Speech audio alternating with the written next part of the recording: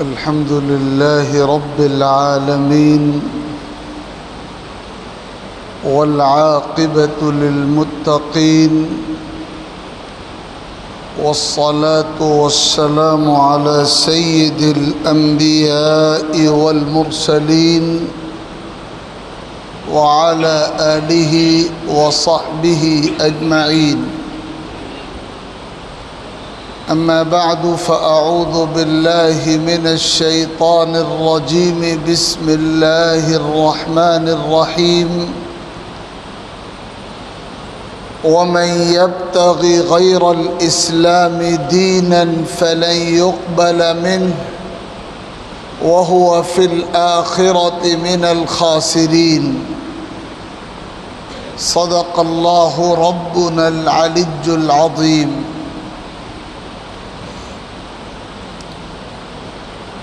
بزرگوں اور بھائیوں،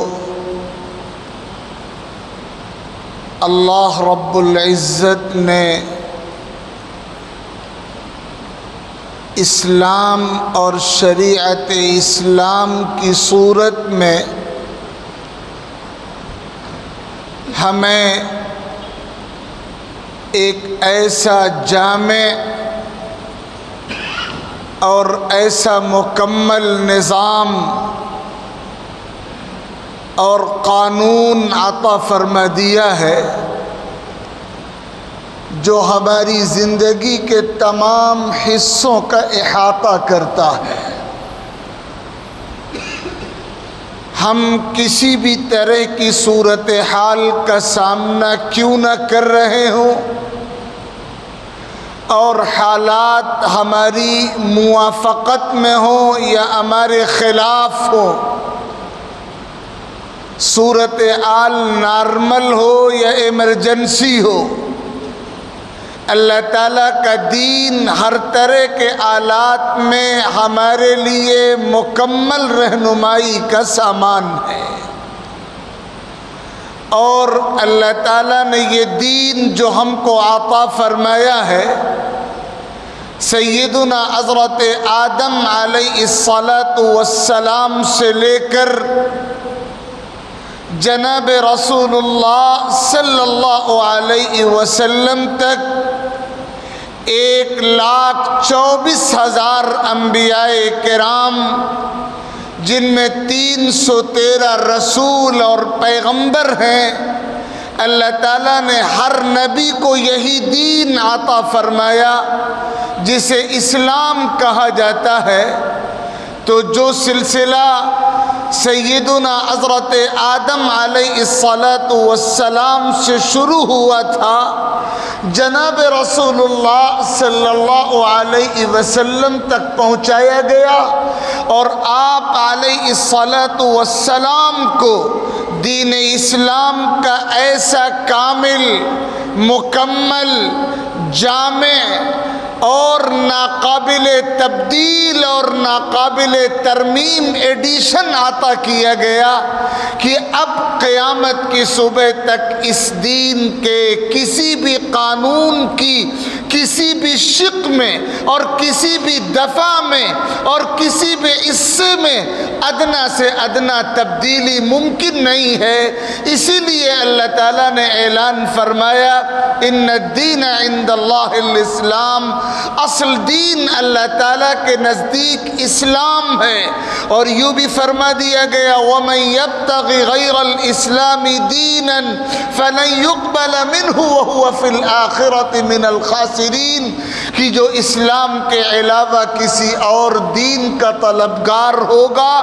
ہرگز اس کی یہ بات قبول نہیں کی جائے گی اور آخرت میں اس کا شمار بدترین نقصان اٹھانے والے لوگوں میں ہوگا۔ اس لیے ہمارا یہ عقیدہ ہے، اور اس کا ذکر دوبارہ اس لیے بھی کیا جا رہا ہے کہ یہ عقیدہ ایک بار پھر تازہ کر لیا جائے، ایمان کو اور عقیدے کو اور یقین کو تجدید کی اور تازگی کی ضرورت ہوتی ہے۔ آقا کریم صلی اللہ علیہ وسلم بھی صحابہ کرام سے فرمایا کرتے تھے جددوا ایمانکم، اپنے ایمان کو تازہ کر لیا کرو، اپنے ایمان کو مستحکم کر لیا کرو۔ ہمیں اپنے ایمان کو تازہ کرنے کے لیے یہ عقیدہ بار بار دہرانے کی اور بار بار اپنے دماغوں میں پیوست کرنے کی اور بار بار اپنے دماغوں میں مستحضر کرنے کی ضرورت ہے کہ جو دین اللہ تعالیٰ کی طرف سے ہم کو عطا کیا گیا اور جو دین آقا کریم صلی اللہ علیہ وسلم لے کر آئے اور جو صحابہ کرام اور اس کے بعد نسل در نسل ہمارے اسلاف کے ذریعے سے ہم تک پہنچا، یہ دین جامع ہے، کامل ہے، مکمل ہے، ایسا مکمل کہ اس میں کسی تبدیلی کی گنجائش نہیں اور کسی ترمیم کا امکان نہیں، اور زندگی کے ہر مسئلے کا حل اس دین میں موجود ہے، اور کوئی مشکل ایسی نہیں ہے انسانی زندگی کی اور کوئی دشواری ایسی نہیں ہے ہماری زندگی کی جس کا حل اور جس کا علاج اللہ تعالیٰ کے اس دین میں موجود نہ ہو۔ اللہ تعالیٰ نے یہ دین ہم کو عطا فرمایا ہے، یہ ہماری سعادت ہے۔ اسلام کے دور اول سے انفرادی اور اجتماعی ہر سطح پر اس دین کو مٹا دینے کی، اس دین کے قوانین کو بدل دینے کی، شریعت اسلام کے بخشے ہوئے نظام کی جگہ دوسرے نظام کو رائج کر دینے کی ہر پیمانے پر، ہر سطح پر کوششیں ہوتی رہی ہیں، لیکن اللہ تعالیٰ نے قرآن میں اعلان کیا، یہ اعلان سچا تھا، سچا ہے، سچا رہے گا۔ یہ قرآن کا انقلابی اعلان ہے جو کسی بھی حال میں تبدیل نہیں ہو سکتا۔ یریدون لیطفئوا نور اللہ بافواہہم واللہ متم نورہ ولو کرہ الکافرون۔ اللہ کے دین کے دشمن اللہ کے نور کو اپنی پھونکوں سے بجھا دینا چاہتے ہیں، اور اللہ نے یہ طے کر رکھا ہے کہ وہ اپنے نور کو کامل کر کے رہے گا، مکمل کر کے رہے گا۔ کسی کو کتنا ہی ناگوار کیوں نہ گزرے، اللہ کا دین اللہ کی زمین پر غالب آنے کے لیے آیا ہے، یہ دین غالب آ کر رہے گا۔ غبار آتے رہیں گے، فتنے آتے رہیں گے، تغلیطات اور مداخلتوں اور تحریفات کے دروازے کھولے جاتے رہیں گے، لیکن اللہ کا دین کامل ہے، کامل تھا، کامل رہے گا، اس میں کوئی تبدیلی نہیں کی جا سکے گی۔ یہ بات خاص طور پر اس لیے بھی سمجھنے کی ہے کہ آپ یہ دیکھتے ہیں کہ ہمارے اس ملک میں وقفے وقفے سے یہ آواز بلند ہوتی ہے، اور حالیہ دنوں میں بہت تیزی اور قوت کے ساتھ یہ آواز ایک سیاسی ہتھ کنڈے کے طور پر دوبارہ بلند کی گئی ہے کہ اس ملک کے تمام باشندوں کا ایک اور مشترکہ قانون اور سول کوڈ ہونا چاہیے، اور یکساں سول کوڈ کی آواز پوری طاقت سے بلند کر دی گئی ہے، اور تمام سیاسی مشنریز اور تمام کے تمام اسلام دشمن عناصر اسی ایک مشن پر گویا کہ لگ گئے ہیں کہ اس ملک کی نجات اس میں ہے، یہاں کے باشندوں کی سلامتی اس میں ہے کہ ایک مشترک سول کوڈ، ایک یکساں سول کوڈ اس ملک میں نافذ کر دیا جائے۔ مسلمان دور اول سے اس کی مخالفت کرتے آئے ہیں، آج بھی کر رہے ہیں، آئندہ بھی کرتے رہیں گے۔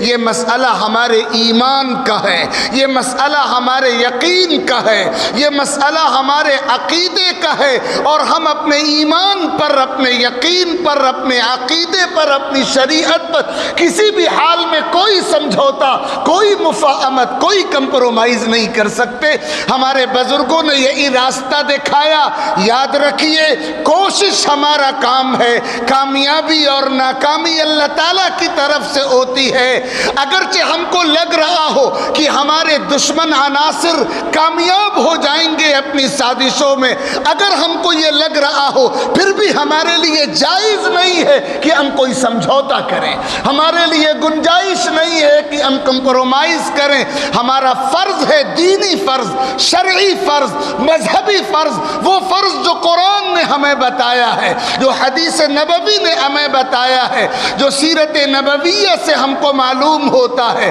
جو ہمارے اسلاف کی میراث ہے، ہمارے بزرگوں کا ورثہ ہے۔ اسی طریقے پر ہمارے بزرگوں نے چل کر دکھایا ہے، اور یہی طریقہ سلامتی کا طریقہ اور راستہ ہے کہ ہم صاف صاف یہ اعلان کر دیں کہ ہم سب کچھ گوارا کر سکتے ہیں، اپنے ایمان اور عقیدے اور یقین کی بنیادوں پر کوئی سمجھوتا کسی صورت میں نہیں کر سکتے۔ اس مسئلے کی جو قانونی لڑائی ہے، اللہ کا فضل ہے کہ ہمارے ملک میں پوری امت مسلمہ کی طرف سے نمائندگی کرنے والی تنظیمیں موجود ہیں، خاص طور پر آل انڈیا مسلم پرسنل لا بورڈ جو تمام مسالک کی مشترکہ نمائندہ تنظیم ہے، اس کی طرف سے باضابطہ پورا قانونی پینل ہے، اور ان کی طرف سے کوششیں مستقل جاری ہیں۔ جس پیمانے پر، جس سطح پر کوششیں ہو سکتی ہیں وہ کوششیں جاری ہیں۔ ہم ان قانونی کوششوں میں جتنا بھی حصہ لے سکتے ہوں، یہ ہمارا دینی اور مذہبی فریضہ ہے۔ لیکن اس قانونی جنگ کے ساتھ ساتھ، اس قانونی لڑائی کے ساتھ ساتھ ہماری دوسری بہت بڑی بنیادی اور عملی ذمہ داری ہے کہ ہم شریعت کے قانون کو اپنے وجود پر نافذ کریں۔ یاد رکھیے کہ جب شریعت کے کسی قانون کی یا پوری شریعت کی مخالفت کی آواز اٹھتی ہے تو ایسے موقع پر اہل ایمان کے لیے کرنے کے دو ہی کام ہوتے ہیں۔ ایک کام ہے ان سازشوں کو ناکام کرنے کے لیے قانونی دائرے میں رہ کر کوشش کرنے کا کام، اور دوسرا کام ہے ہم اپنے وجود پر، اپنی عملی زندگی میں اللہ کی شریعت کو نافذ کرنے والے بن جائیں۔ کم سے کم ہمارا وجود تو گواہی دے کہ ہم اپنی زبان سے جس شریعت کا نام لے رہے ہیں وہ شریعت ہمارے وجود پر نافذ ہے۔ ہمارے گھر کا ماحول گواہی دے کہ ہم جس اسلام کا نام لے رہے ہیں وہ اسلام ہمارے گھروں میں بھی زندہ ہے، ہمارے معاملات میں بھی زندہ ہے، ہماری معاشرت میں بھی زندہ ہے، ہمارے اخلاق میں بھی زندہ ہے۔ ہمارے کرنے کا بنیادی کام یہ ہے کہ ہم یہ طے کریں کہ ہماری زندگی میں جہاں جہاں شریعت کے نظام کی خلاف ورزی ہو رہی ہے، ہمارے گھر کے ماحول میں جہاں جہاں شریعت کے نظام کی مخالفت ہو رہی ہے، ہم اس پر قابو پائیں اور مکمل طور پر اللہ کی شریعت کو اپنے وجود پر، اپنے گھر کے ماحول میں نافذ کرنے کا کام کریں۔ اسی لیے اللہ تعالیٰ نے قرآن مجید میں صاف لفظوں میں ہمیں حکم دیا ہے، یا ایھا الذین آمنوا ادخلوا فی السلم کافہ ولا تتبعوا خطوات الشیطان انہ لکم عدو مبین۔ اے ایمان والو، مکمل اسلام میں داخل ہو جاؤ، 100% مسلمان بن جاؤ، اللہ کی شریعت کو اپنے وجود پر مکمل طور پر نافذ کر لو۔ تمہاری زندگی کا کوئی حصہ اللہ کی شریعت کی رہنمائی اور رہبری سے باہر نہ ہو۔ اللہ تعالیٰ کو ایسا مسلمان ہرگز پسند نہیں ہوتا جو اپنی زبان سے تو اسلام کا نام لے لیکن اس کا کردار اسلام کی نمائندگی نہ کرتا ہو، اس کا عمل اسلام کی ترجمانی نہ کرتا ہو۔ ہمارا سب سے بڑا مسئلہ یہ ہے کہ ہم نام کے مسلمان، زبانی دعووں کی حد تک رسمی طور پر مسلمان بن کر رہ گئے ہیں، اور ہماری عملی زندگی میں اسلام کی مکمل نمائندگی نہیں پائی جاتی۔ اس مرحلے پہ ہمیں ضرورت ہے کہ ہم اللہ کے دین کو، اللہ کی شریعت کو اپنی عملی زندگی میں داخل کریں، اور ہمارا ماحول، گھر کا ماحول، ہمارا وجود، ہماری آبادیاں اس بات کی گواہی دیں کہ یہاں اللہ اللہ کی شریعت کی حاکمیت ہے، اللہ کے نظام کو فالو کیا جا رہا ہے، شریعت اسلام کی پیروی کی جا رہی ہے، یہ ہمارے کرنے کے بنیادی کام ہیں۔ اللہ رب العزت مجھے بھی توفیق عطا فرمائے اور آپ سب کو توفیق عطا فرمائے۔ اپنے دین کے غالب ہونے کا اعلان تو اللہ تعالیٰ نے اپنے کلام میں کر دیا ہے۔ اللہ تعالیٰ غلبہ دین اور غلبہ حق کی مہم میں ہماری خدمات اور کوششوں کو قبول فرمائے۔ آمین۔ وآخر دعوانا ان الحمد للہ رب العالمین۔